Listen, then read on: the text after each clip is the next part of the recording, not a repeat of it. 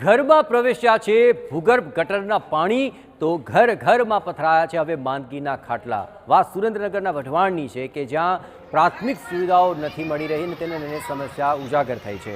વિકાસની ગુલબાંગ વચ્ચે ગંદકી અને બીમારીથી કંટાળેલા સુરેન્દ્રનગરના વઢવાણની આ વાત કે જ્યાં પ્રાથમિક સુવિધાના અભાવે લોકોને પડી રહી છે હાલાકી। એટલે કે નરસિંહ ટેકરી વિસ્તારના લોકોએ હવે આ જ મામલે મતદાન બહિષ્કારની ચીમકી ઉચ્ચારી છે।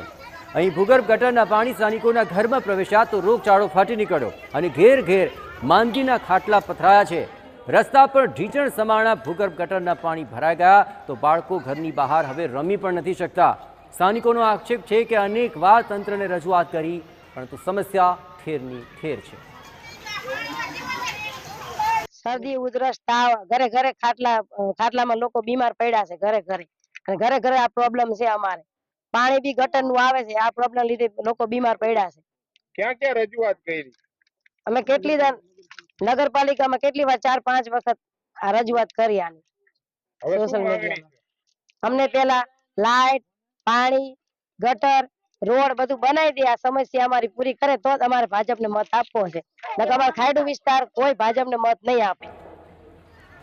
ગ્રામજનોની જે ફરિયાદ કે 20 વર્ષ વીતી ગયા પણ છતાં પણ અહીં પાણી, ગટર, રોડ, રસ્તા અને લાઇટની સમસ્યા છે અને જો આ પ્રશ્નનું વહેલી તકે નિરાકરણ નહીં થાય તો અમે વોટ નહીં આપીએ।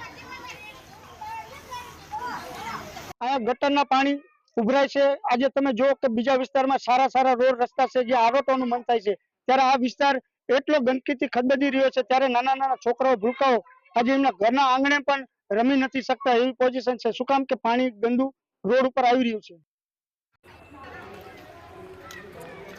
તો આ પ્રાથમિક સુવિધાઓ છે અને 20 વર્ષથી એ સુવિધાઓને લઈને અહીંના સ્થાનિકો અસુવિધા ભોગવી રહ્યા છે અને હવે તેઓ મતદાન બહિષ્કારનું શસ્ત્ર ઉગામી રહ્યા છે। એટલું જ નહીં, આ સમગ્ર મામલે તેમણે લડી લેવાનો મૂડ બતાવ્યો છે।